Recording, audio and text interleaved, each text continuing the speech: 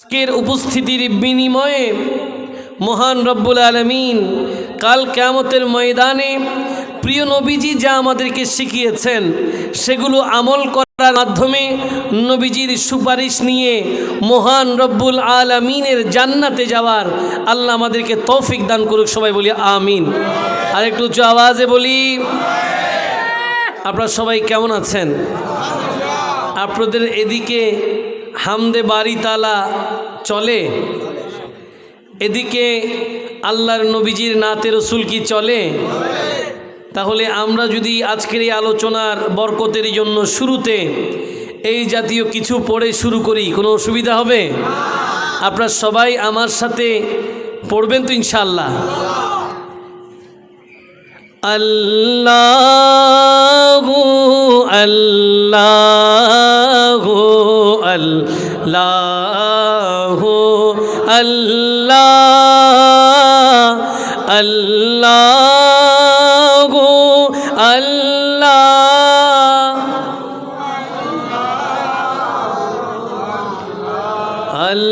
আল্লাহু আল্লাহু আল্লাহ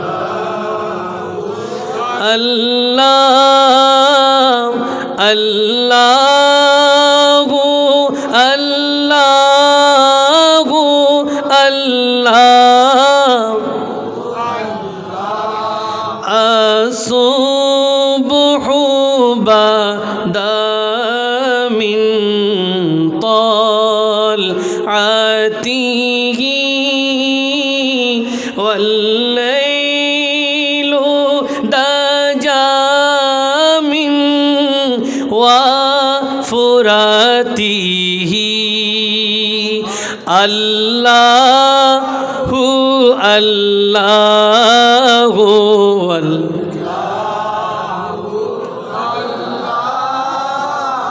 الله الله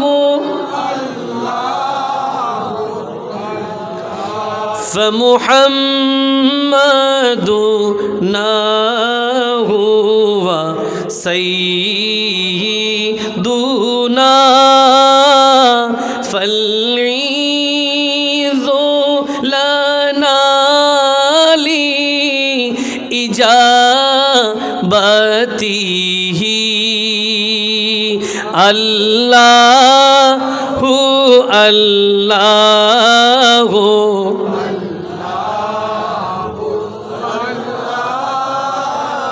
الله الله الله الله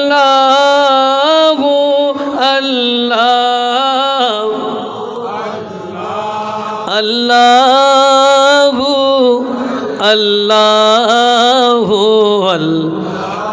الله الله الله الله هو الله لا إله إلا الله محمد رسول الله صلى الله تعالى عليه وسلم সবাই উঁচু আওয়াজে বলি মারহাবা। একটি বার বলি সুবহানাল্লাহ আলহামদুলিল্লাহ আল্লাহু আকবার সুবহানাল্লাহ আলহামদুলিল্লাহ আল্লাহু আকবার সুবহানাল্লাহ আলহামদুলিল্লাহ আল্লাহু আকবার।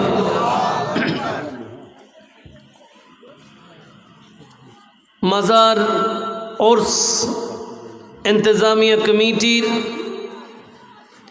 ব্যবস্থাপনায় হযরত সাহাব বুদা গাজী রহমাতুল্লাহ আলাইহিল বাড়ির বার্ষিক ফাতেহা শরীফ উপলক্ষে ইসালে সওয়াব মাহফিলের সম্মানিত সদরে মুকররম, সম্মানিত সভাপতি, ঐতিহ্যবাহী পূর্ব ধোপাছড়ি শঙ্খকুল হজরত খদিজাতুল কুবরা রাদিয়াল্লাহু তাআলা আনহা জামিয়া মসজিদের সম্মানিত খতিবে মুকররম প্রখ্যাত আলেমী দ্বীন হজরত মাওলানা আব্দুর রহিম আল কুতুবী সাহেব দামাত বরকতুহুমুল আলিয়া,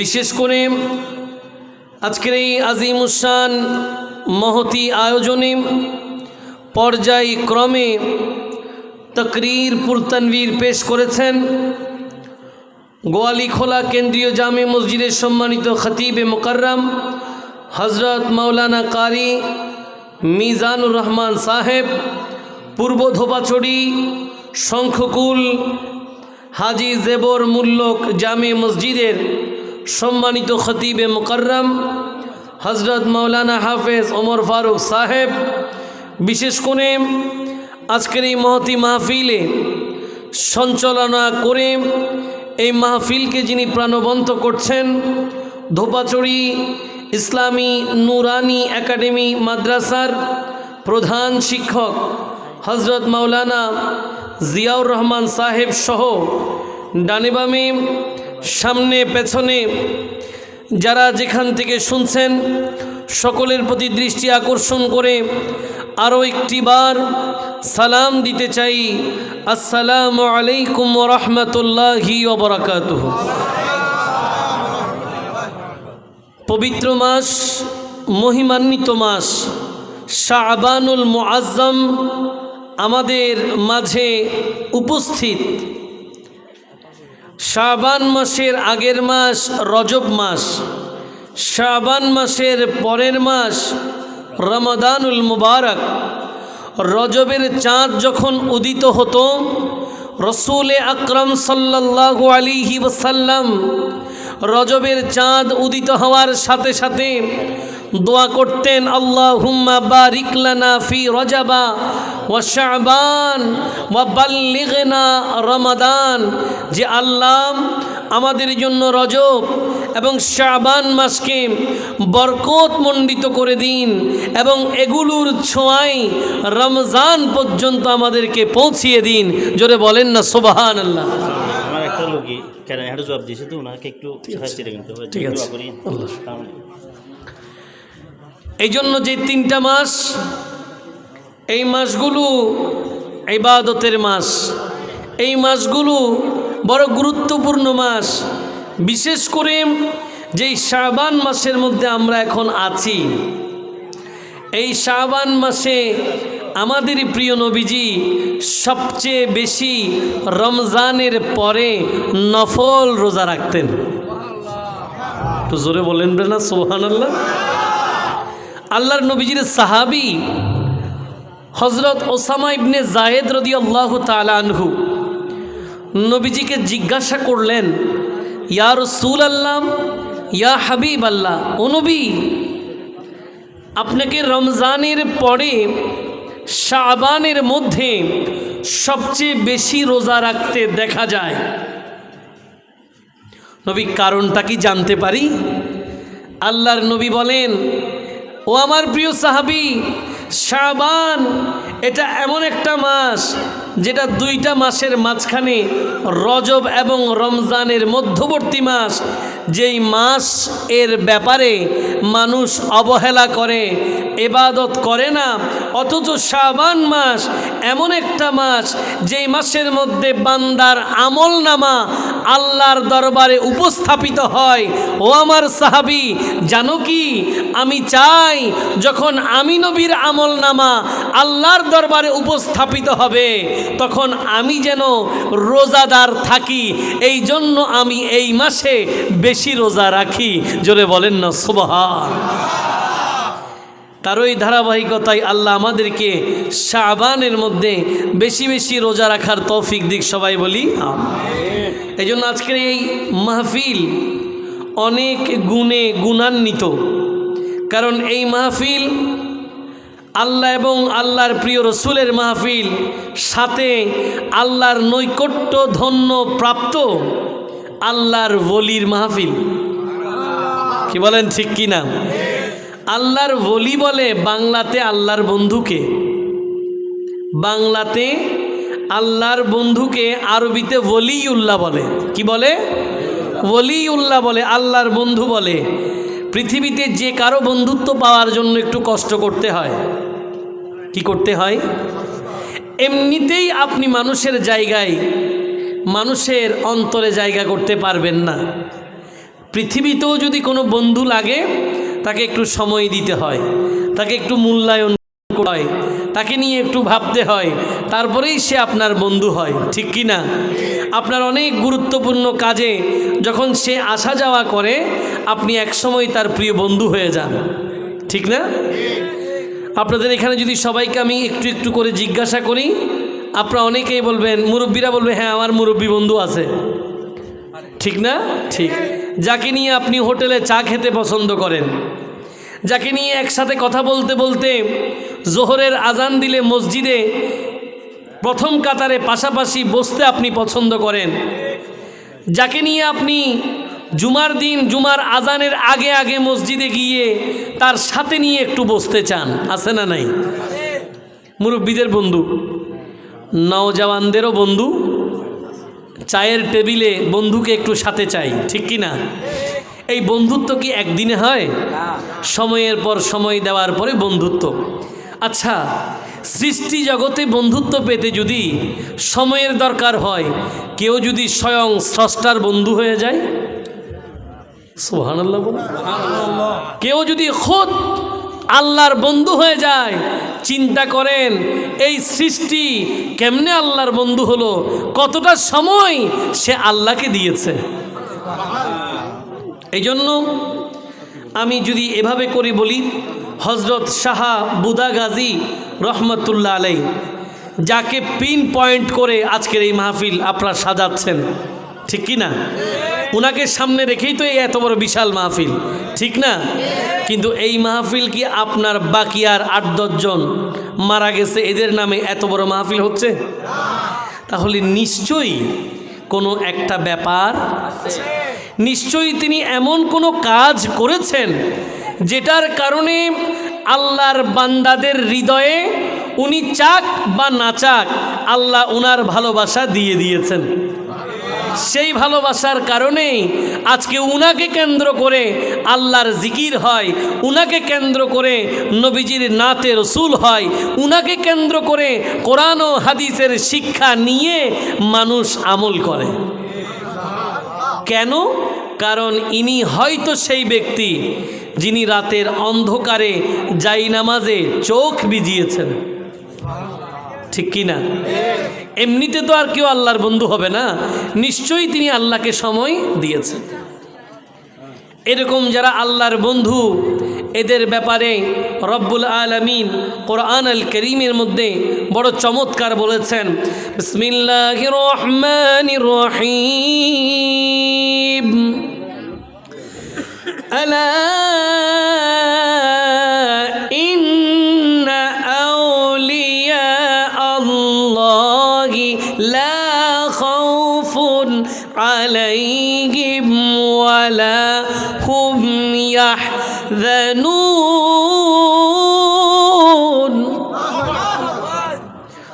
রব্বুল আলামিন হাকিমুল হাকিমিন পবিত্র কোরআন আল কারীমের সূরা ইউনুসের ৬২তম আয়াতের মধ্যে এলান করলেন, আলাম, সাবধান, সতর্কতা অবলম্বন করো, ইন্না আউলিয়া আল্লাহ, নিশ্চয়ই যারা আল্লাহর বলি, নিশ্চয়ই যারা আল্লাহর বন্ধু, লা খাউফুন আলাইহিম, তাদের কোনো ভয় নাই, ওয়ালা হুম ইয়াহজানুন, তাদের কোনো চিন্তা নাই। আল্লাহর বলি যারা আল্লাহর বন্ধুত্ব পেয়ে ধন্য হয়, এদের কোনো ভয়ও নাই, এদের কোনো চিন্তাও। এই জন্য এদের চাল চলনও বাকিদের সাথে মিলে না, এদের চাল চলন বাকিদের সাথে। আমাদের গরমকাল যখন হয় তখন আমরা হালকা কাপড় পরি, আল্লাহর বন্ধুরা গরমকালে আরও বেশি গরম কাপড় পরে বসে থাকে। আমরা যখন ঠান্ডা পড়ে সুইটার পরি, তখন এদের গায়ে যেটা আছে এটাও খুলে ফেলে। কেন? এরা নফসকে সংবরণ করে। আমরা খাবার মজা যেটা, সেটা খেতে পছন্দ করি, এরা মজা হলে সেটা পানি দিয়ে মজা বাদ দিয়ে তারপর খায়। যেমন হজরত জুন্নুন মিসরি, অনেক বড় আল্লাহর ওলি, সাধনা করতে গিয়ে, ইজতেহাদ করতে গিয়ে আল্লাহর প্রেমে নিজেকে এমনভাবে বিলীন করলেন 12টা বছর মতান্তরে, এদিক কম বেশ হবে। কোনো মজার খাবার উনি গালে নেন নাই, খায় না, প্রচণ্ড খিদা।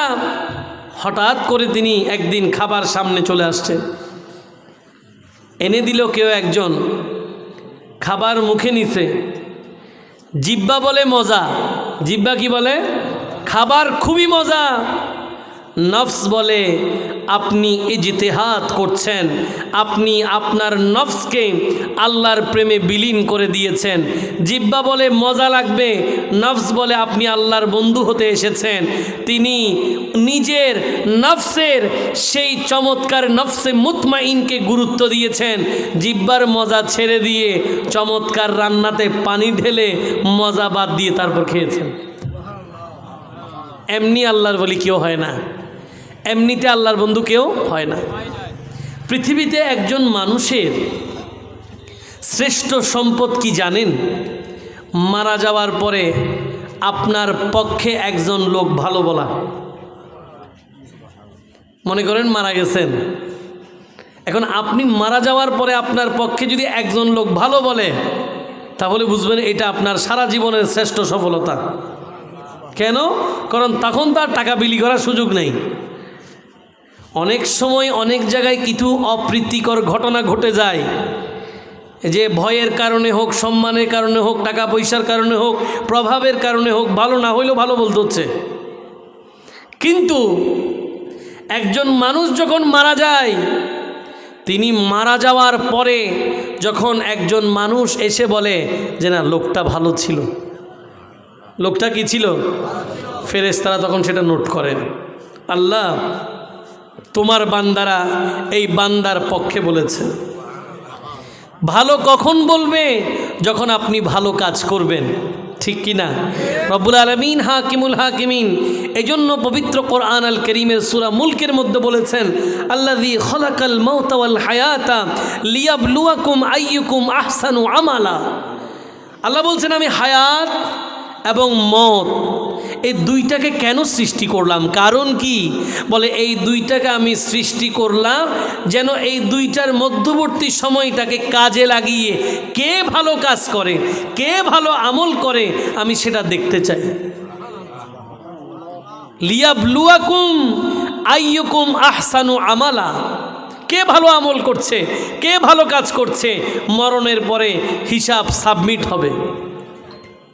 এখানেই কি শেষ? মারা যাওয়ার পরে কি হিসাব ক্লোজ হয়ে গেছে?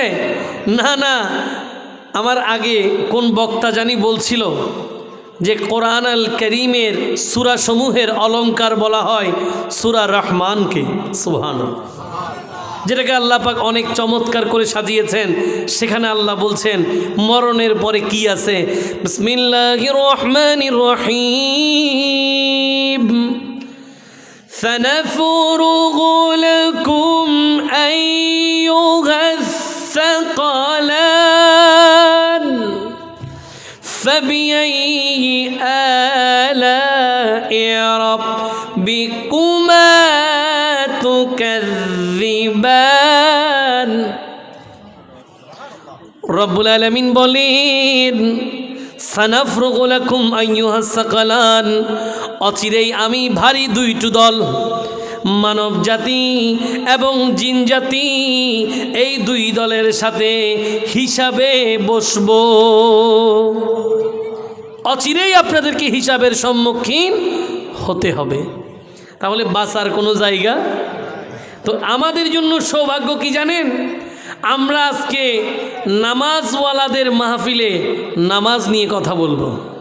সুবহানাল্লাহ বলেন। এই মাহফিলটা হচ্ছে নামাজওয়ালার।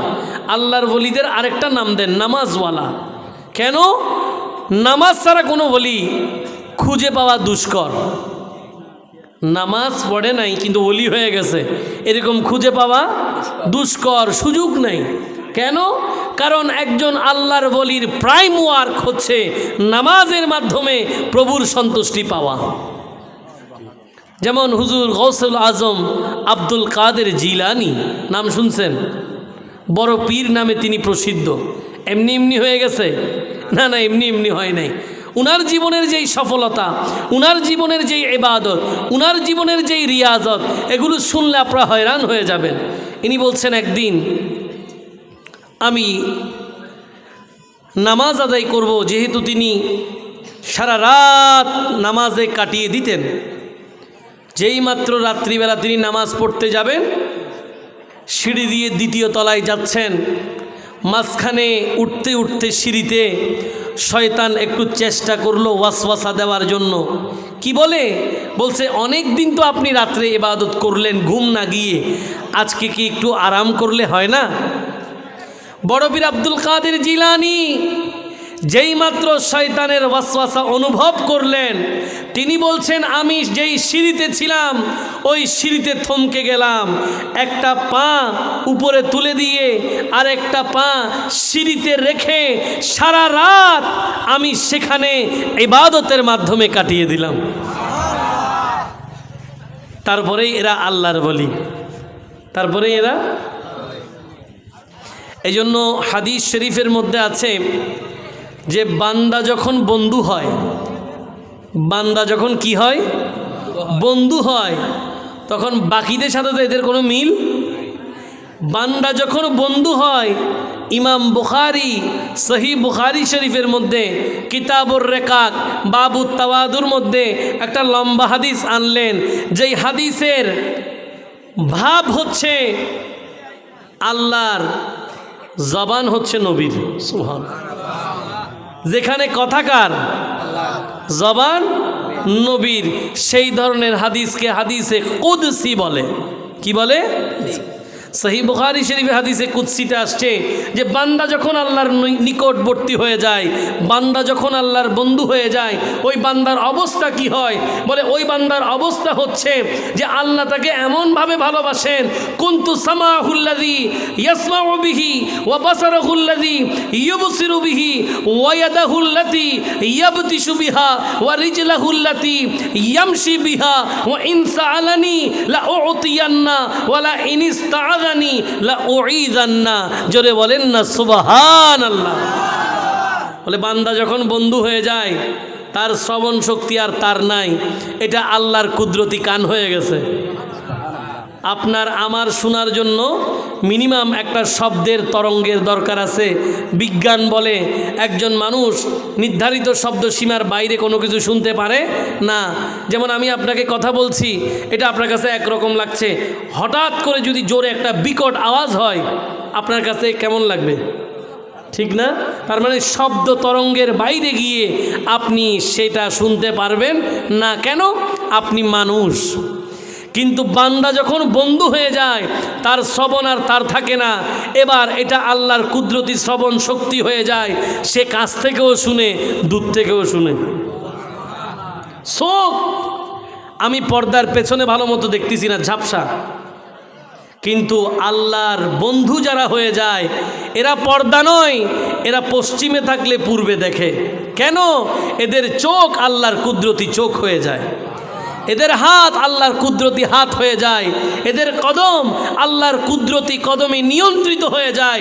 এরা যখন আল্লাহর কাছে কিছু চায়, আল্লাহর সাথে সাথে এদেরকে দেয়। এরা যখন আল্লাহর কাছে সাহায্য চায়, আল্লাহর সাথে সাথে এদেরকে সাহায্য করে।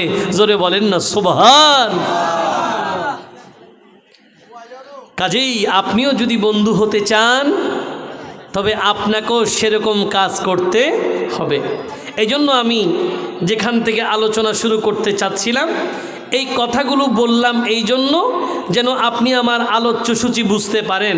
আপনাকে আমার কথা বুঝতেছেন? বিরক্ত হচ্ছেন? ভালো লাগতেছে? একটু মহব্বতে দুরূদ শরীফ আল্লাহুম্মা সাল্লি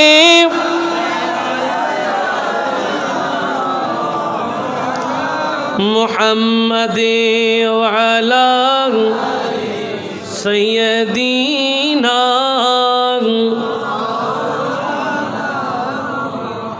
আসুন, নামাজ প্রাইম ওয়ার্ক, মূল কাজ, আল্লাহর ভালোবাসা পাওয়ার জন্য অনেকগুলো কাজের প্রধান কাজ হচ্ছে নামাজ। বান্দা যদি নামাজের ব্যাপারে যত্নশীল হয়, বান্দা যদি নামাজকে গুরুত্ব দেয়, বান্দার গোটা জিন্দিগি সুন্দর হয়ে যাবে। কি বলেন, ঠিক কি না? নাকি বানিয়ে বললাম? রব্বুল আলামিন কোরআন আল কারীমের মধ্যে কত সুন্দর বলেছেন, বিসমিল্লাহির রহমানির রহিম,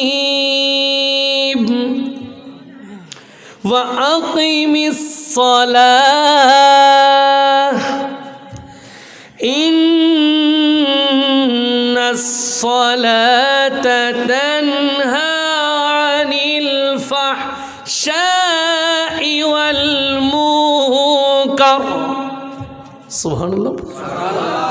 রব্বুল আলামিন হাকিমুল হাকিমিন পবিত্র কোরআন আল কারীমের সূরা আনকাবুতের ৪৫তম আয়াতের মধ্যে এলান করতে লাগলেন, ওয়া আকিমিস সালাম, বান্দা নামাজ কায়েম করো, নামাজ প্রতিষ্ঠা করো।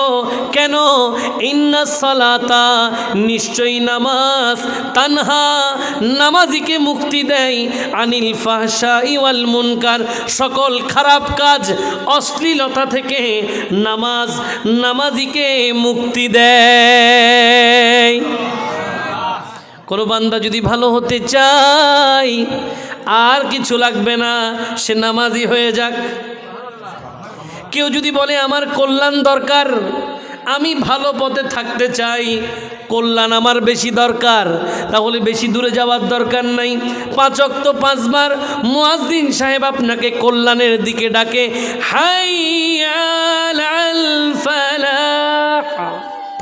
সুবহানাল্লাহ বলে, ঠিক কি না? মুয়াজ্জিন আপনাকে ডাকতেছে, হাইয়া আলাল ফালাহ, কল্যাণের দিকে আসো। সুতরাং কেউ যদি কল্যাণ চায়, তার বেশি দূরে যাওয়ার দরকার নাই, কদমটা একটু বাড়িয়ে মসজিদে গিয়ে রবের প্রেমে সিজদায় পড়ে যাক। বান্দা বলে নামাজে তার মজা লাগে না, নামাজে তার মজা লাগে না, নামাজে সে স্বাদ পায় না। আজান হয়, পাশ দিয়ে সে চলে যায়। কারণ কি? বড় বড় বুজুর্গ যারা আছেন, তারা তাদের জীবনের অভিজ্ঞতা থেকে ভালোবেসে প্রভুর প্রেমে লিখে গেছেন নামাজের মজা কেমনে পাওয়া যায়। মিলতা হে ক্যা নমাজ মে সিজদে মে जाके देखो, मिलता है क्या नमाज में सिजदे में जाके देखो। সুবহানাল্লাহ বলেন। বলে নামাজে কি আছে বান্দা, কষ্ট করে সিজদায় যাও, তখনই তুমি নামাজের মজা অনুভব করবা। রব্বুল আলামিন হাকিমুল হাকিমিন নামাজের ব্যাপারে কোরআন আল কারীমে ইরশাদ করছেন, বিসমিল্লাহির রহমানির রহিম, ইন্নাস সালাতা কানাত আলাল মুমিনিনা কিতাবাম মাওকুতা। রব্বুল আলামিন হাকিমুল হাকিমিন এলান করলেন, নিশ্চয়ই নামাজ ইমানদারদের উপরে ওয়াক্তের সাথে ফরজ। কিসের সাথে? জোহর আসরে নয়, আসর মাগরিবে নয়, মাগরিব এশাতে নয়, এশা ফজরে নয়। আল্লাহ বলেন ইন্নাস সালাতা কানাত আলাল মুমিনিনা কিতাবাম মাওকুতা, নিশ্চয়ই নামাজ ওয়াক্তের সাথে ফরজ। তাহলে বান্দাকে যত্ন নিতে হলে ওয়াক্তের সাথেই যত্ন নিতে হবে। কিসের সাথে? যারা ফজরের সময় ফজর পড়ে, যারা জোহরের সময় জোহর পড়ে, আসরে আসর, মাগরিবে মাগরিবের সাথে এশা পড়ে, ওই বান্দাদের কি অবস্থা? তাদের জন্য কি পুরস্কার। যদিও আপনারা জানেন কোরআন আল কারীমের অসংখ্য জায়গায় নামাজের অসংখ্য আয়াত আছে। আমি শুধুমাত্র পিন পয়েন্ট কিছু কথা বলছিলাম সংক্ষেপে। নামাজকে কিভাবে হেফাজত করবেন, যারা নামাজকে হেফাজত করে, যারা নামাজকে ভালোবাসে, যারা নামাজকে মূল্যায়ন করে, তাদেরকে আল্লাহ পাক কিভাবে মূল্যায়ন করবেন আল্লাহ পাক এলান করলেন, বিসমিল্লাহির রহমানির রহিম, والذين هم على صلاتهم يحافظون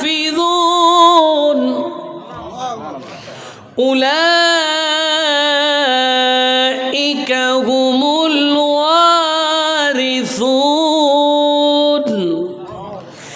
الذين يرثون الفردوس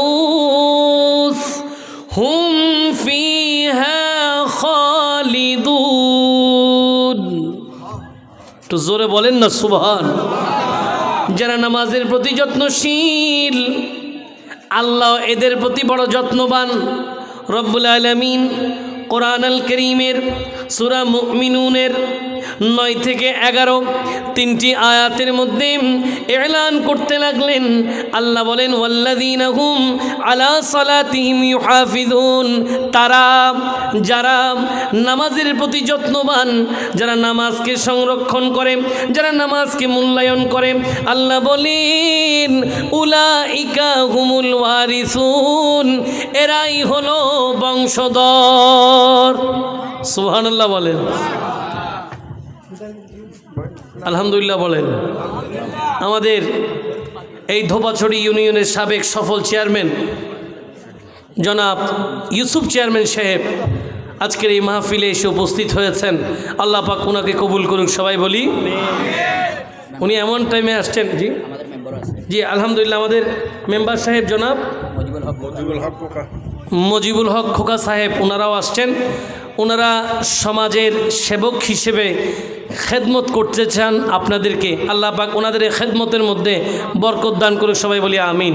তো মোহাম্মতের সালাতুন ইয়া রাসূলুল্লাহ আলাইকুম সালামুন ইয়া। রব্বুল আলামিন বলেন, ওয়াল্লাযীনা হুম আলা সালাতিহিম ইউহাফিজুন, যারা নামাজের প্রতি যত্নবান, যারা নামাজের প্রতি যত্নশীল, আল্লাহ পাক তাদের ব্যাপারে বলেন উলাইকা হুমুল ওয়ারিসুন, এরাই হলো বংশধর। এরা কি কিসের বংশধর? রব্বুল আলামিন বলেন আল্লাযীনা ইয়ারিসুনাল ফিরদাউস, এরা হচ্ছে জান্নাতের মধ্যে সবচেয়ে আলা মাকাম, সবচেয়ে দামি জান্নাত। ওই জান্নাতের নাম জান্নাতুল ফিরদাউস। আল্লাহ বলেন এই নামাজি যারা নামাজের ব্যাপারে যত্নবান যত্নশীল, তারা জান্নাতুল ফিরদাউসের বংশধর। চেয়ারম্যান সাহেব এসে গেছে, মেম্বার সাহেবও এসে গেছে। এই আলোচনার প্র্যাকটিক্যাল একটা উদাহরণ দিতে আমার জন্য সুবিধা। সেটা কি? সেটা হচ্ছে আপনি যখন একটা সার্টিফিকেট চান, চারিত্রিক সনদপত্র চান না? চান। কোথায় যান? মেম্বার সাহেবের কাছে, চেয়ারম্যান সাহেবের কাছে। নাগরিক সনদপত্র মেম্বার চেয়ারম্যান, আপনার জায়গার ওয়ারিস সার্টিফিকেট মেম্বার চেয়ারম্যান, ঠিক না? ঠিক। এগুলো দুনিয়াবি, এগুলো কি দুনিয়াবি। কিন্তু রব্বুল আলামিন বলছেন যদি বান্দা তুমি নামাজের প্রতি যত্নশীল হয়ে যাও, যদি নামাজকে তুমি ভালোবাসতে পারো, যদি নামাজকে তোমার জায়গায় তোমার জীবনে তুমি স্থান দিতে পারো, রব্বুল আলামিন বলেন আমি তোমাকে জান্নাতের ওয়ারিস সার্টিফিকেট দিলাম। কে দিল? তিনি যখন কিছু দেন এটার কি শেষ আছে? একটু জোরে বলেন সুবহানাল্লাহ। আল্লাহ যখন কিছু দেন এটার কোনো শেষ, এটা গুণেও শেষ করা যাবে।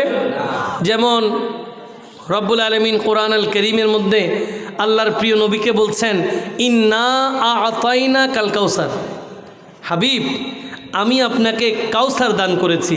তফসির কারকরা বললেন কাউসার কি, কেউ বলে এটা কিয়ামতের ময়দানে যে নবী কাউসারের পানি খাওয়াবেন সেই কাউসার, কিন্তু তফসির কারকরা ব্রিফলি ওটার ভেতরে গিয়ে আরও লিখলেন কাউসার কি, বলে কাউসার হচ্ছে আল্লাহ পাক নবীকে সে সকল নেয়ামতের কথা বলছেন যেগুলো গুণে শেষ করা যাবে না।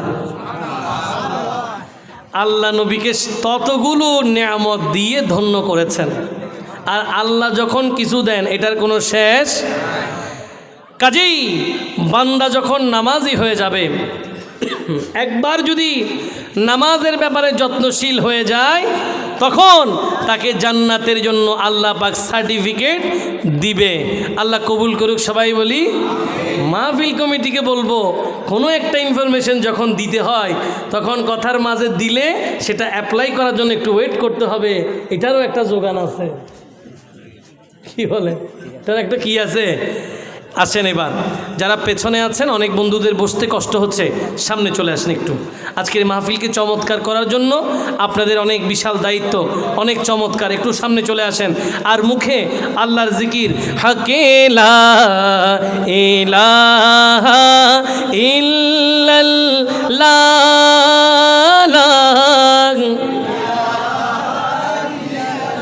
লা হাকেলা ইলাহা ইল্লাল্লাহ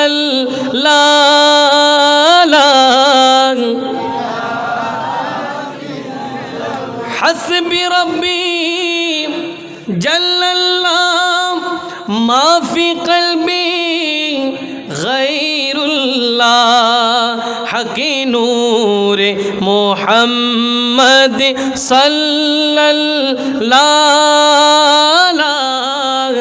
ইলাহা লা হাকিলা ইলাহা লা ইলাহা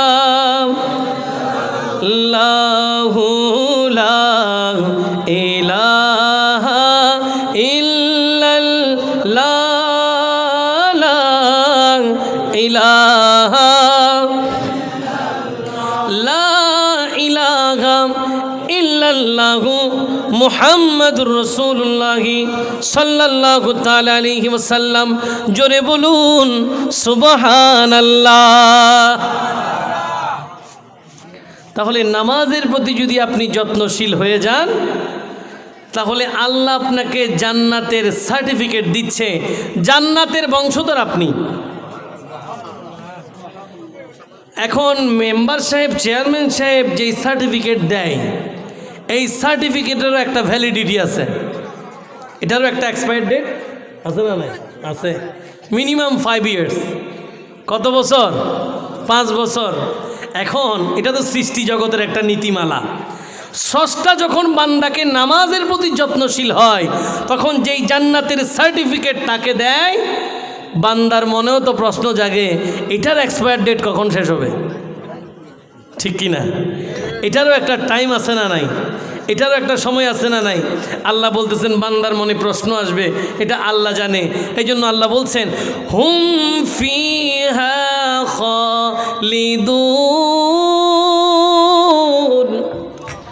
রব্বুল আলামিন বলেন জান্নাতুল ফেরদাউসের যেই ওয়ারিস সনদ দিলাম তোমাদেরকে আজীবনের জন্য জান্নাতুল ফেরদাউসের ওয়ারিস সার্টিফিকেট দিয়ে দিলাম, আজীবন। যারা নামাজের প্রতি যত্নশীল, একই আয়াত দিয়ে আল্লাহ পাক আরেকটা নিয়ামতের বর্ণনা করেছেন। যারা নামাজকে যত্ন নেয়, যারা নামাজের প্রতি যত্নবান, রব্বুল আলামিন ইরশাদ করলেন বিসমিল্লাহির রহমানির রহিম والذين هم على صلاتهم يحافظون أولئك في جنة مكرمون।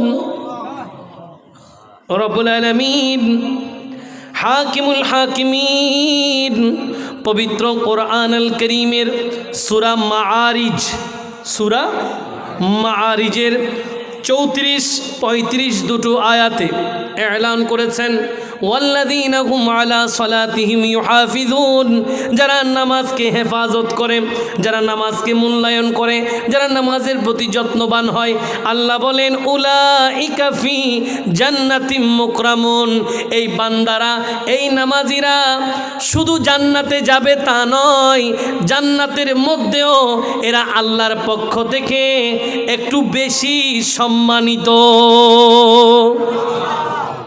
শুধুমাত্র যে জান্নাতে যাবে এরকম না, জান্নাতেও একটা ক্লাস আছে না নাই? বলে উলাইকা ফি জান্নাতি মুকরামুন, এরা জান্নাতের মধ্যে সম্মানজনক স্থানে থাকবে। শুধু একটা কাজ করলেই বান্দা যদি এত দাম বেড়ে যায়, বান্দার জীবনে কি আর কোনো চিন্তা আছে? তাহলে আজকে থেকে এই আজিমুশান বিশাল মাহফিল থেকে আমাদের শিক্ষা নেওয়া উচিত। আল্লাহ আমাদেরকে নামাজের প্রতি আন্তরিক হওয়ার তৌফিক দিক, সবাই বলি নামাজের প্রতি যত্নশীল হওয়ার তৌফিক দিক, সবাই বলি। এবং সেই শুরুটা কোত্থেকে হবে, এটার একটা শুরু করার দরকার আছে না নাই? অনেকে বলতেছে, মনে করেন এটা সিটিংয়ে হতো তো চলে কেন, তো মাঝে মধ্যে মনে করেন মাঝে মধ্যে উজুরক করলে ওই জিন কিছু মুসল্লি তো চিনি তারা, তুই তো মাঝে মধ্যে হত দিলি, ওটা কিরে নামাজ আসুন হতরত দেয়, হত ধরবি হুজুর, আর টেনশন নেই, ওই জন্য হুজুর রমজান তাই যাবি হতে হত দেয়, এই তো ধরি ফেলিম হদে।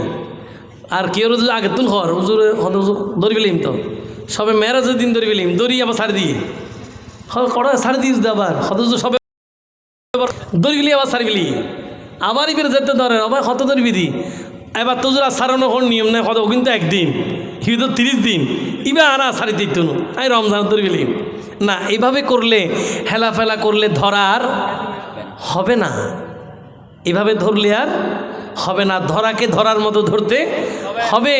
এই জন্য সূচনা করতে হবে আজকের এই মাহফিলে বসে, আগামীকাল ফজর থেকে। একটু জোরে বলেন সুবহানাল্লাহ। আচ্ছা, আমাদের প্রাপ্তির জায়গাটা কি বলেন? আমরা যে এই যে প্রতি রাত বিভিন্ন জায়গায় তকরির করি, মাহফিল করি, আমাদের প্রাপ্তির জায়গাটা কোথায়? আমাদের প্রাপ্তির জায়গাটা হচ্ছে এখানে, যে একজন মানুষও যদি বেনামাজি থেকে নামাজি হয়, আর আমি যদি মারা যাই, তার নামাজ তো সওয়াব তো তার কাছে বরাবর, তার ওসিলায় হয়তো আল্লাহ আমাদেরকে মাফ করে দেবে। এই যে মাহফিল আয়োজন কমিটি যারা, এরা এই আশাগুলো নিয়েই মাহফিল করে, তা না হলে কারো খুব বেশি দরকার নাই যে এতগুলো টাকা খরচ করে এভাবে এত বিশাল আয়োজন করে কি দরকার। সবার আশা একটা, যে আমরা যেন পরকালই মুক্তি চাই, ঠিক না? তাহলে আমাদের চেয়ারম্যান সাহেব তো আমাদের চেয়ে অনেক দামি লোক, এই এলাকার মাথা না, তারপর উনি বসে আছেন কেন? উনিও চান সবাইকে সাথে নিয়ে জান্নাতে থাকতে। মেম্বার সাহেবের আশা তো ইনশাল্লাহ ভিন্ন নাই, কি হন ভ্যাকসিনে চাপ দেখি এক লোকে যাই বেললেই আর ওই তারা সারি না যাই, মারি তারা লগে যাই। আল্লাহ কবুল করুক ভ্যাকসিন হ আমিন। আসুন, এতক্ষণ আমি কোরআন আল করিমের আলোকে নামাজের কথা বলছি, এবার একটু হাদিসের দিকে যাব। কষ্ট হয়? আমরা মাহফিল ইনশাল্লাহ 11:30, মোটামুটি 11:30, এখন 11:15 বাজতেছে, 30 মধ্যে সব শেষ। ওকে, তাইলে তো আর কোনো চিন্তা আছে না, টাইম সে হয়ে ফেলে, আর 15 মিনিট পর ক্লাস শেষ। তাহলে ধরো তার অসুবিধা আছে যে কিনা আজও করত গুমজার আই তার ফরা আইলে আর না পাইবা ভাই 15 মিনিট ক্লাস আছে, তাড়াতাড়ি ঢুকি যাই, তারা রাজির হাত দাঁড়ালে ফেলিম। আল্লাহ পাক ব্যাকিনা আইবার তৌফিক দাও, ব্যাকিনা হয় আমিন। একটু মহব্বতে সোনার মদিনা, আমার প্রাণের মদিনা, সোনার মদিনা, আমরা কি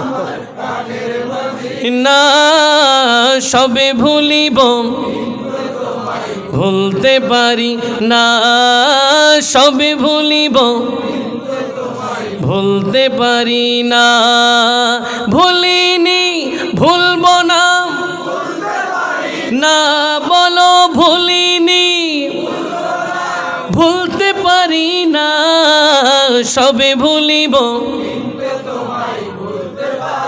সালাতুন ইয়া রাসূল,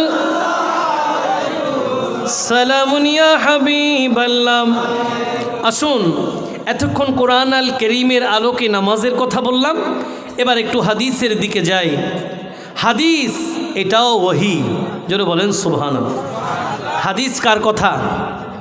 বলেন হাদিস কার কথা? নবীর কথা, কিন্তু ওহী। কেন? কারণ আল্লাহ বলছেন কোরআনুল কারীমের মধ্যে, ওয়ামা ইয়াতিকু আনিল হাওয়া ইন হুয়া ইল্লা ওয়াহয়ুন ইউহা, বলে এমন এক নবী তোমাদের কাছে পাঠালাম যেই নবী কোনোদিন নিজ থেকে কোনো কথা বলে না, তিনি যা বলেন আল্লাহর ওহী বলেন। যারা মাদ্রাসায় পড়েন, ইমাম সাহেব হুজুররা যারা আছেন, ওনারা আমার সাথে একমত হবেন, ওহী দুই প্রকার। ওহী কয় প্রকার? দুই প্রকার। ওহিয়ে মাতলু, ওহিয়ে গায়রে মাতলু। মাতলু হচ্ছে কোরআন, গায়রে মাতলু হচ্ছে হাদিস। জোরে বলেন সুবহান। কোরআনে যখন কোনো বিষয় বুঝতে কষ্ট হয়, ওটার ব্যাখ্যার জন্য আপনাকে হাদিসে যেতে হয়। এই জন্য এবার একটু হাদিসে আসলাম।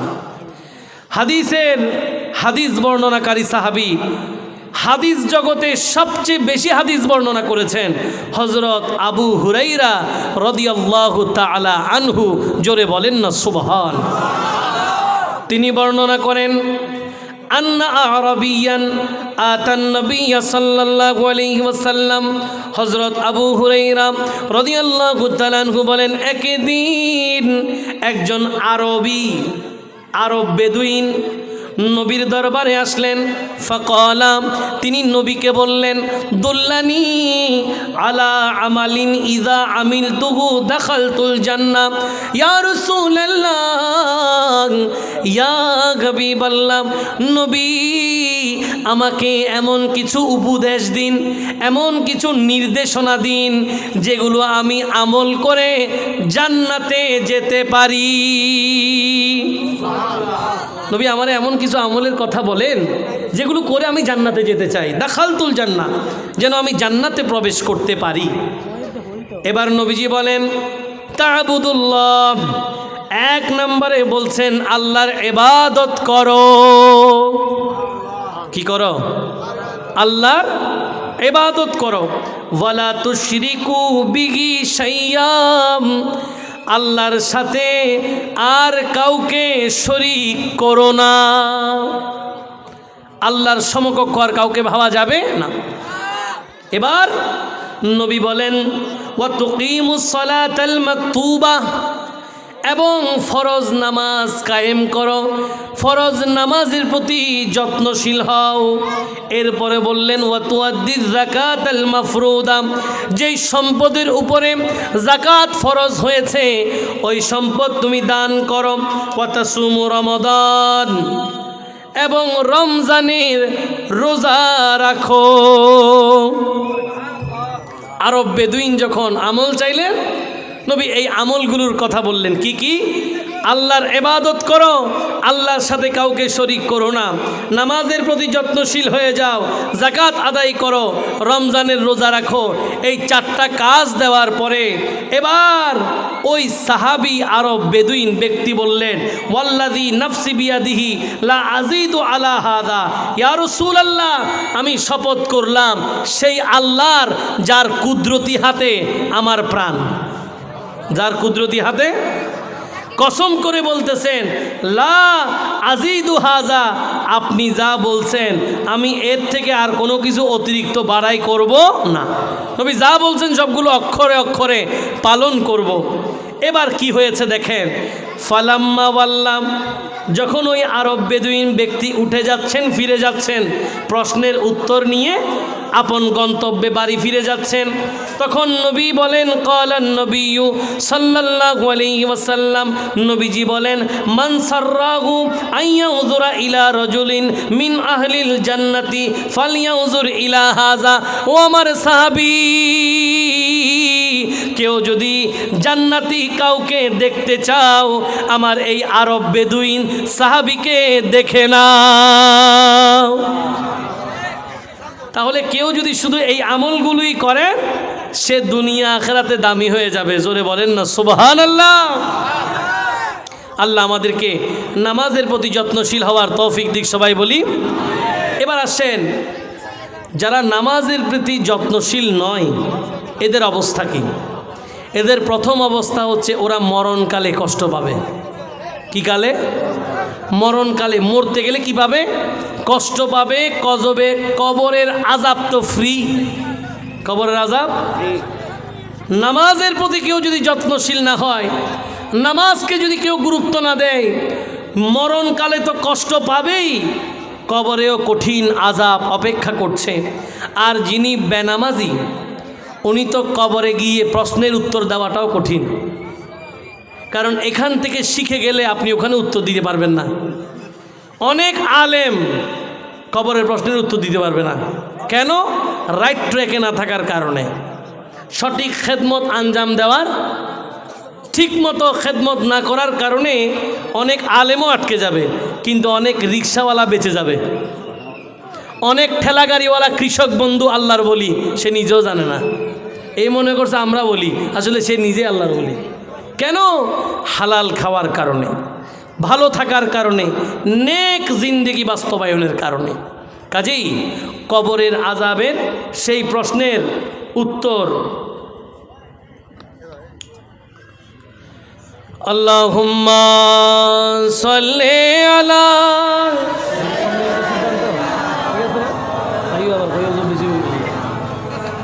ওয়া আলা আলি সাইয়্যিদিনা। সময় তো আবার আধা ঘন্টা বেড়ে গেছে। আলহামদুলিল্লাহ, ঠিক আছে। হ্যাঁ আল্লাহ, আসল কথা বলি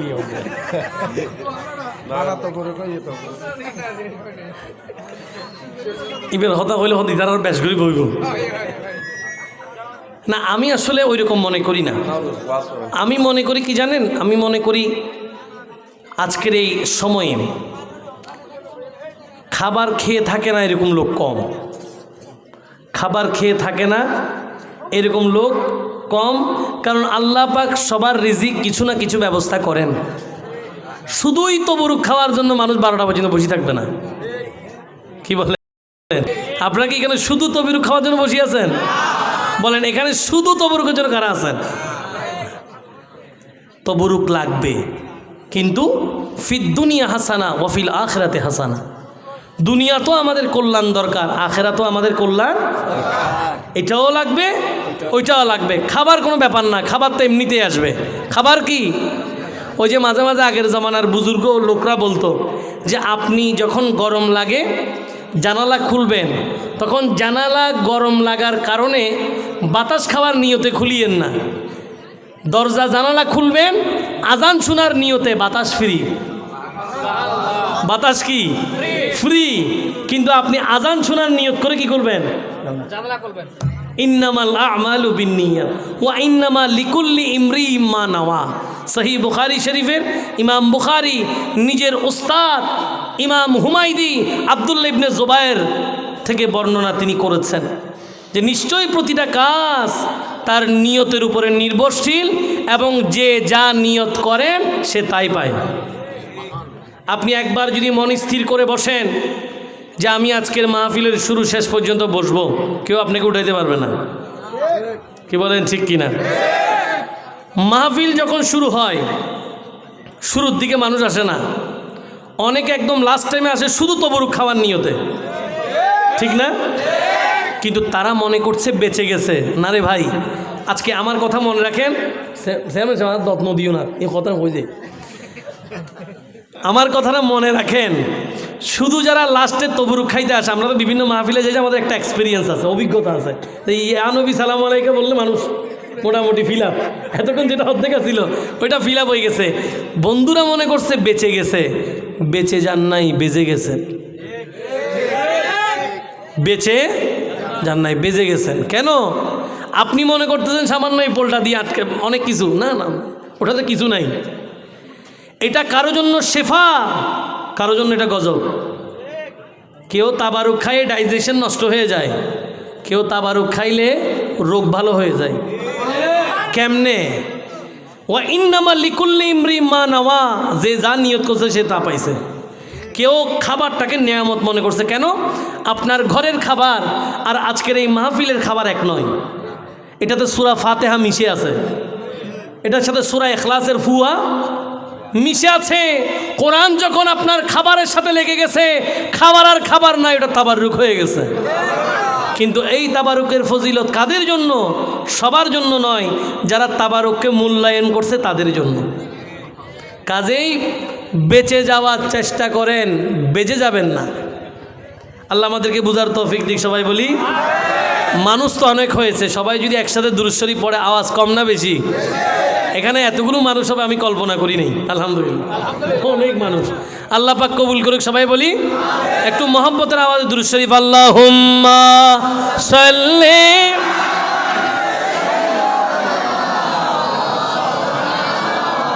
মুহাম্মাদি ওয়া আলা সাইয়্যিদিনা। রসুল আকরাম সাল্লাল্লাহু আলাইহি ওয়াসাল্লাম কবরের আযাব নিয়ে অসংখ্য হাদিস বর্ণনা করেছেন। আসুন, যারা নামাজ পড়ে না, যারা নামাজের প্রতি যত্নশীল না, এরা তো মরণকালে কষ্ট পাবে, কবরের আযাব অবশ্যই হবে। কিন্তু কবরের আযাব হওয়ার আগে তো আরেকটা সেশন আছে, আরেকটা কাজ আছে। কি কাজ? বলে কবরে যখন আপনাকে রাখা হবে, আপনার আপনজনরা আপনাকে রেখে কবরে একা চলে যখন আসবে, তারা এখনও বেশি দূর যায় নাই। এখনও বেশি দূর হয়তো কয়েক কদম, সহিহ বুখারীর হাদিস, মাত্র কয়েক কদম গেছে। এরই মধ্যে দুইজন ফেরেশতা আপনার অন্ধকার কবরে তশরিফ আনবেন, চলে আসবে, যাদের নাম মুনকার নাকির। মুনকার, ওদের এন্ট্রি কেমনে হবে? এমনি সালাম কালাম দিয়ে এসেই কি সালাম দিবে উঠেন ভাই ঘুম থেকে? না, এটা পরীক্ষা কেন্দ্র। অসংখ্য কিতাবের মধ্যে আলোচনা আছে অন্ধকার কবরে মুনকার নাকির কিভাবে আসবে। বলে এদের চক্ষুগুলো থাকবে নীল। চোখ থাকবে কি? নীল। এদের দাঁতগুলো থাকবে লোহার শিকলের মতো। কবরের মধ্যে এরা খুঁড়ে খুঁড়ে উঠবে। কি করে? কবর খুঁড়ে খুঁড়ে উঠবে, এমনিতে উঠে যাবে না।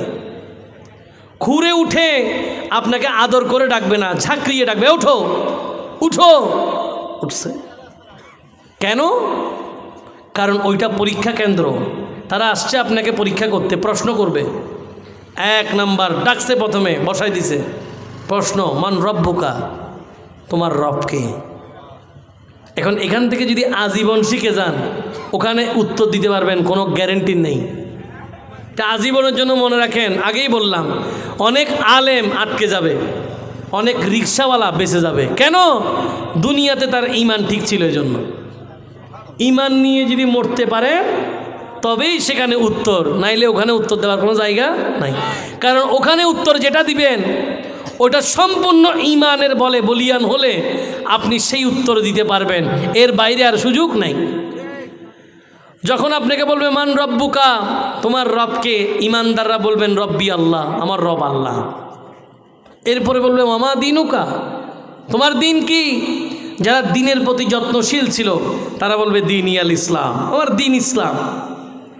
এবার ফাইনাল কোশ্চেন, একটা প্রশ্নের পরে দ্বিতীয় প্রশ্ন খাওয়া মানে হচ্ছে পরীক্ষা এখনো শেষ, প্রশ্ন এখনো বাকি। প্রথম প্রশ্নের পরে দ্বিতীয় প্রশ্ন করে যখন আবার তৃতীয় প্রশ্ন করে, তখন বুঝতে হবে ফাইনাল পরীক্ষাটাই 3 নম্বর কোশ্চেন। ফাইনাল কোশ্চেন কোনটা? 3 নম্বরটা।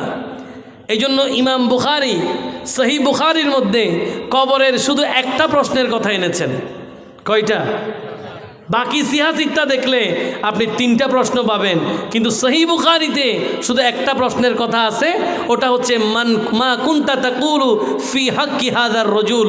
আল্লাহর নবীর দিকে ইশারা করে বলবে যে এই ব্যক্তি সম্পর্কে তোমার কি ধারণা, তুমি কি বলতে।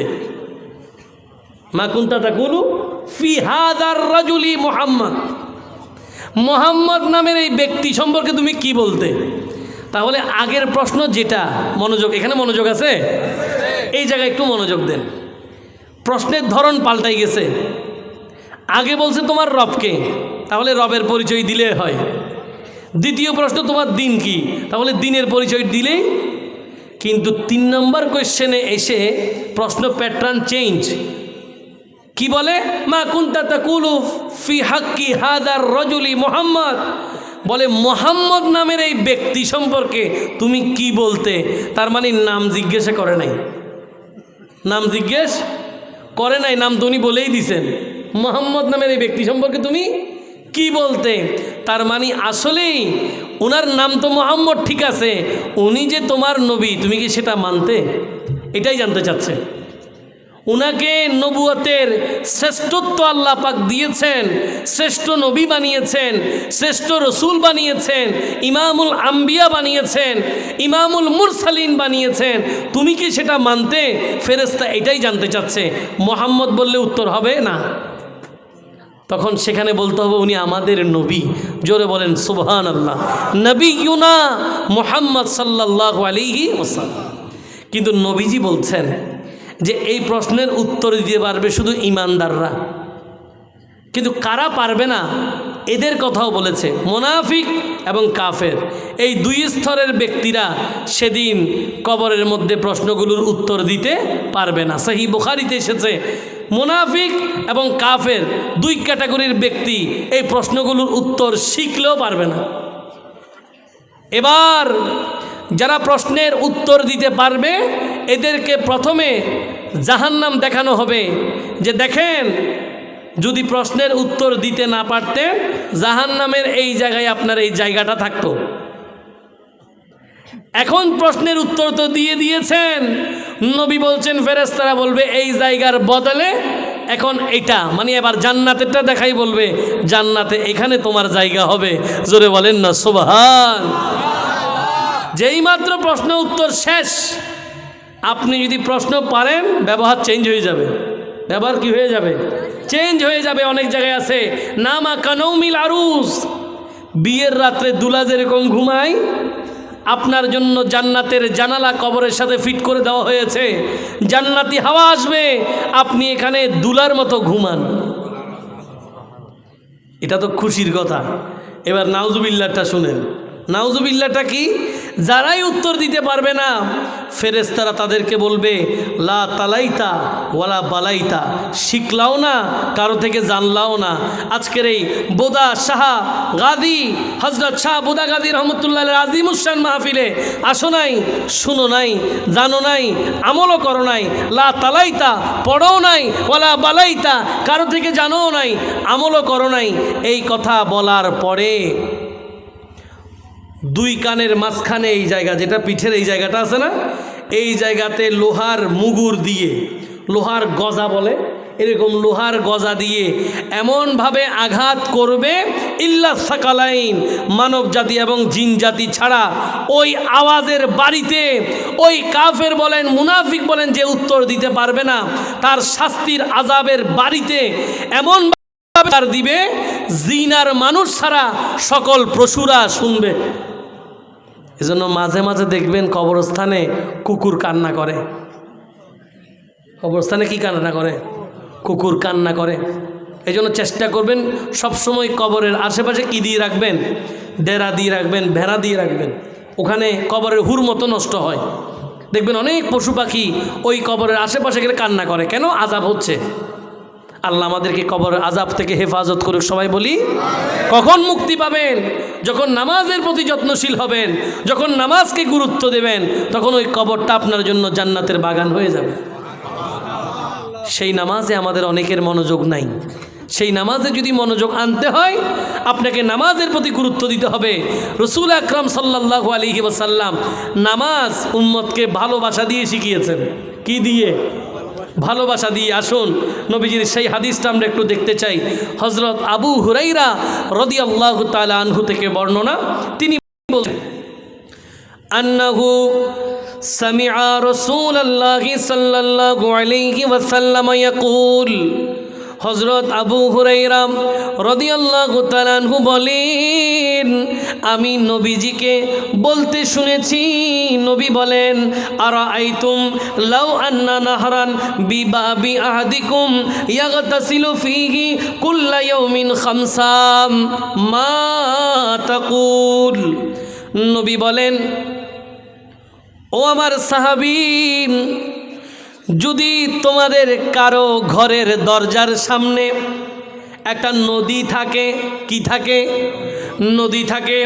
নবীজি বলেন তোমাদের মধ্যে যদি কেউ ইয়াগতাসিলু ফিহি, তাতে যদি গোসল করেন, কুল্লা ইয়াউমিন খামসা, দৈনিক 5 বার।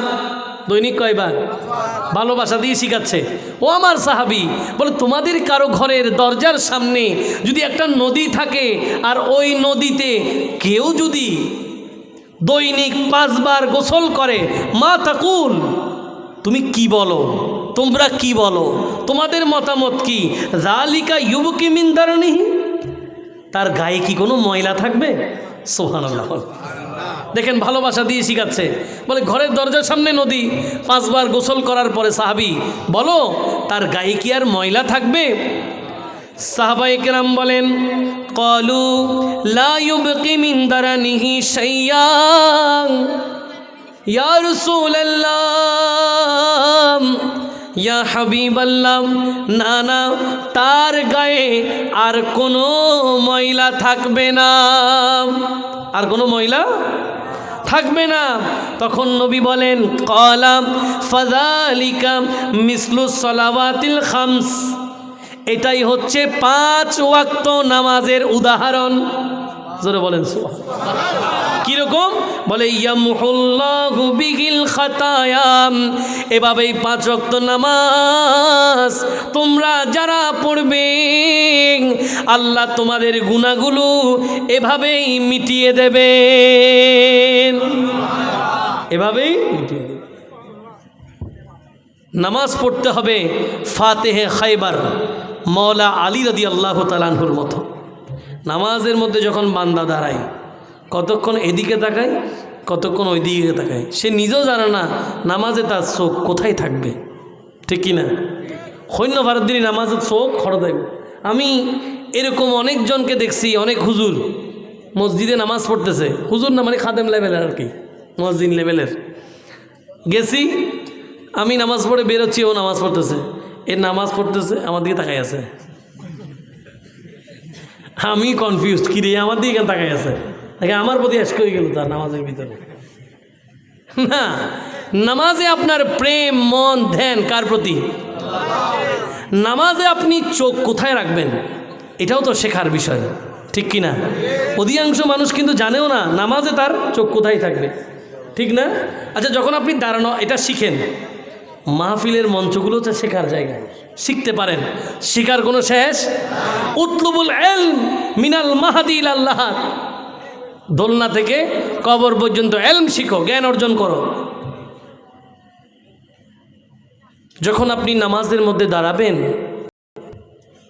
তাকবীরে তাহরিমা বলবেন, তখন আপনার চোখ কোথায় থাকবে? ঠিক বরাবর সিজদায়। চোখ কোথায়? সিজদায়। যখন আল্লাহু আকবার বলে রুকুতে যাবেন, তখন চোখ কোথায়? বৃদ্ধাঙ্গুলির মাথায়। কোথায়? বৃদ্ধাঙ্গুলির মাথায়। রুকুতে গেলে, সিজদায় গেলে সুবহানা রাব্বিয়াল আলা পড়ার আগে সিজদার পজিশন ঠিক করতে হবে। প্রথমে আপনার 2 হাঁটু নামবে, এরপর আপনার 2 হাত নামবে, এরপর আপনার নাক নামবে, এরপর আপনার কপাল নামবে। এইভাবে সেট আপ করে করে নামাবেন। কিন্তু হ্যাঁ, যারা অসুস্থ, পায়ের ব্যথা, এক্সেপশন ইজ নট এক্সাম্পল, এটা সবার জন্য বলতেছি, কারো অসুবিধা হলে এটা ভিন্ন কথা। সুস্থদের জন্য নামাজ এরকম, 2 হাঁটু আগে নামবে, 2 হাত নামবে, তারপরে নাক নামবে, তারপর কপাল বিছিয়ে দেবেন। এরপরে চোখ কোথায় থাকবে বলেন এবার? এই চোখ থাকবে নাকের মাথায়। আচ্ছা, চোখ যদি নাকের মাথায় চলে আসে, চোখ কি এখন মিডলে না নিচে? সুবহানাল্লাহ বলেন। তারপরে আপনি সুবহানা রাব্বিয়াল আলা বলে আল্লাহকে রাজি করবেন। দেখেন কীরকম, বলে আল্লাহ আমি আমার হাঁটু তোমার জন্য বিছিয়ে দিলাম, আমার হাত তোমার জন্য বিছিয়ে দিলাম, আমার নাক পৃথিবীতে কারো সামনে কোনো দিন আমি লাগাই নাই, আজকে তোমার জন্য আমার নাকটা আমি জমিনে লাগালাম, আমার কপাল কোনো দিন কারো সামনে ঠেকে নাই, আজকে সেই কপালটাও তোমার প্রেমে বিছিয়ে দিলাম। আল্লাহ আমার সব দিয়ে আমি তোমাকে সিজদা করছি, এমন কি আমার চোখ পর্যন্ত তোমার সিজদাই প্রেমে অবনত। এরপরে বান্দা যখন পড়বে সুবহানা রাব্বিয়াল আ'লা, এভাবে যদি বান্দা নামাজ পড়ে বান্দার নামাজ মেরাজ হয়ে যায়। এভাবে নামাজ পড়লে নামাজ কি হয়ে যাবে? মেরাজ হয়ে যাবে। নবীজি বলেছেন নামাজ ওইভাবে পড়ো যেন নামাজে তুমি আল্লাহকে দেখতেছো। হ্যাঁ, সেটা কষ্টকর, যদি তা না হয় তাহলে এটা ভেবে নামাজ পড়ো যে আল্লাহ তোমাকে দেখতেছেন। কষ্ট হয়। ক্লাসের টাইম শেষ হচ্ছে আস্তে আস্তে। আসুন সেই নামাজের প্রতি যত্নশীল হবেন। ফাতেহে খাইবারের মতো মাওলা আলী রাদিয়াল্লাহু তাআলা আনহু যুদ্ধে তীরবিদ্ধ হয়েছে। কি বিদ্ধ হলেন? তীরবিদ্ধ হলেন। সাহাবায়ে কেরাম, তখন তো আর আজকের এই দিনের মতো উন্নত ডায়াগনস্টিক সেন্টার নাই, উন্নত অ্যাপোলো ইম্প্যারিয়ালের মতো এভার কেয়ারের মতো বড় বড় হাসপাতাল নাই যে দিয়ে দিলেন টাকাও সাথে দিলেন ভালো হয়ে বেরোইল, এরকম নাই। তখন তো সবগুলোই ম্যানুয়াল, সব রহমতে ইলাহি। জোরে বলেন সুবহান। এখন বান্দা তো হাসপাতালে ঢুকলে ভরসা আল্লাহর প্রতি কম, ডাক্তারের প্রতি বেশি। ডাক্তারের প্রতি। করোনার মধ্যে আমরা এরকম অনেক বক্তব্য শুনছি যে নার্সকে বলছে, ডাক্তারকে বলছে টাকা যা লাগবে ব্ল্যাঙ্ক চেক, শুধু আমার একটু। কিন্তু সে বলছে, নার্স বলছে আমাদের আর কিছু করার নাই, আল্লাহকে ডাকেন। ইয়্যাকা না'বুদু ওয়া ইয়্যাকা নাস্তাঈন, আমরা তোমারই ইবাদত করি, তোমারই কাছে সাহায্য চাই। সুবহানাল্লাহ বলে। সাহায্যের দরকার আছে না নাই? আচ্ছা, যখন আল্লাহ নিজে সাহায্যকারী, বান্দার কোনো চিন্তা আছে? আল্লাহ যখন নিজেই বান্দার বন্ধু হয়ে যায়, বান্দার কি আর কোনো চিন্তা আছে? এই জন্য লেখকরা লিখছে, আল্লাহ তুমি কত মহান, কত ভালো বন্ধু, মনে তুমি, প্রাণে তুমি, তুমি দয়ার সিন্ধু। সুবহানাল্লাহ। আল্লাহ তুমি কত মহান, কত ভালো বন্ধু, মনে তুমি, প্রাণে তুমি, তুমি দয়ার সিন্ধু। নেই কিছু আর পৃথিবীতে তোমারই সমান, তুমি রহমান, তুমি মেহেরবান, তুমি রহমান, তুমি মেহেরবান। জোরে বলেন সুবহান। মাওলা আলী রাদিয়াল্লাহু তাআলা আনহু যখন তীরবিদ্ধ হয়েছে, সাহাবায়ে কেরাম চেষ্টা করে তীর বের করার জন্য, ব্যথায় মাওলা আলী রাদিয়াল্লাহু তাআলা আনহু এতই কাতর, বের করা যাচ্ছে না, এত ব্যথা, এই জন্য তীর বের করা যাচ্ছে না। সাহাবায়ে কেরাম নবীর দরবারে গেলেন, ইয়া রাসূলুল্লাহ, ইয়া হাবিবাল্লাহ, ও নবী, তীর তো বের করা সম্ভব হচ্ছে না, সমাধান কি? আল্লাহর নবী বলেন, সমাধান হচ্ছে আমার আলী যখন নামাজে দাঁড়ায় তখন চেষ্টা করো। একটু জোরে বলেন সুবহান। সমাধান হচ্ছে আলী যখন নামাজে দাঁড়ায় তখন চেষ্টা করো। আলী রাদিয়াল্লাহু তাআলা যখন নামাজে দাঁড়ালেন, সাহাবায়ে কেরাম গেলেন, তীর নিমিষেই বের করলেন, আর অবাক হয়ে নবীর কাছে আসলেন, ইয়া রাসূলুল্লাহ, এতক্ষণ এত চেষ্টা করলাম, ব্যথার কারণে বের করতে পারলাম না, আপনি বললেন নামাজরত অবস্থায় চেষ্টা করতে, নিমিষেই তীর বের হয়ে গেল, কারণ কি? নবী বলেন, কারণ হলো এখন আমার আলী রবের প্রেমে ডুব দিয়েছে,